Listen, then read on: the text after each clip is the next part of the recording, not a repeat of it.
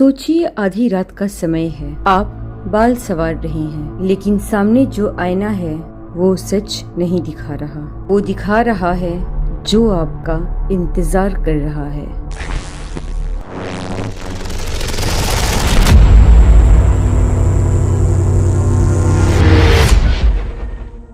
स्वागत है आपका घोस्ट ऑफ द ग्लोब में। आज हम बात करेंगे जापान की, जहां मरे हुए कभी पूरी तरह जाते नहीं। जापान एक ऐसा देश जहां खूबसूरती और परछाइयां साथ चलती हैं। दुनिया वहां के चेरी ब्लॉसम, मंदिरों और तकनीक को देखती है, लेकिन उससे भी दिलचस्प यहाँ की मान्यताएं हैं। जापानी यकीन करते हैं यूरेई में। यूरेई ऐसी आत्माएं होती हैं जो दुख, क्रोध और अधूरी कहानियों के साथ लौटती हैं। आज की कहानी में सबसे पहले आती है उचिसाके ओना।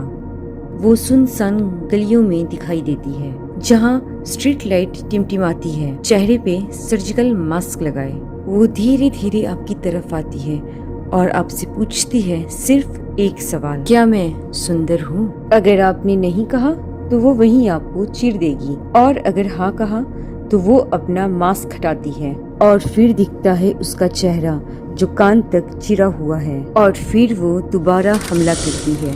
दूसरी कहानी है हनाको शान की। लगभग हर जापानी स्कूल में एक दरवाजा ऐसा होता है जिसे कोई नहीं खोलना चाहता, क्योंकि उस दरवाजे के पीछे रहती है हनाको सान। कहते हैं अगर आप 3 बार दरवाजा खटखटाओ और पूछो हनाको सान क्या तुम वहाँ हो, तो एक धीमी सी आवाज आती है, मैं यही हूँ। कोई नहीं जानता उसकी मौत कैसे हुई, युद्ध, बुलिंग या हत्या, पर हर साल बच्चे कहते हैं उन्होंने उसे सुना है, सांस लेती हुई, इंतजार करती हुई तीसरे स्टॉल पे।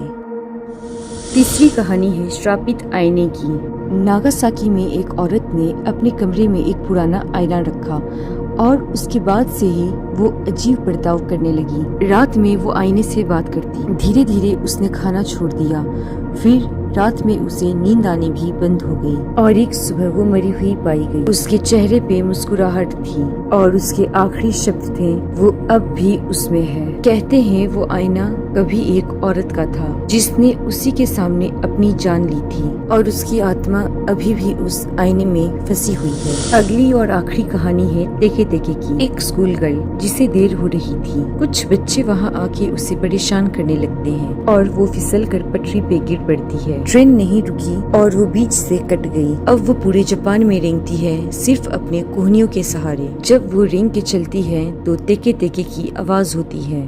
कहते हैं अगर तुमने वो आवाज सुनी तो भागो, लेकिन ज्यादातर लोग भाग नहीं पाते, क्योंकि जब वो पकड़ती है तो वो तुम्हें 2 टुकड़ों में बांट देती है। आज भी जापान डर की फुसफुसाहटों से गूंजता है।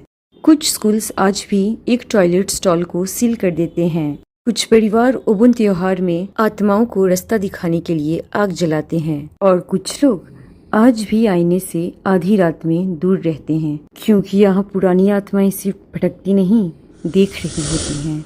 ये थी जापान की कुछ सबसे डरावनी कहानियाँ, पर हर देश के पास अपना अलग अंधेरा होता है। कमेंट में बताइए आप अगली वीडियो किस देश के बारे में देखना चाहते हैं। वीडियो पसंद आई तो लाइक करें और चैनल को सब्सक्राइब करना ना भूलें।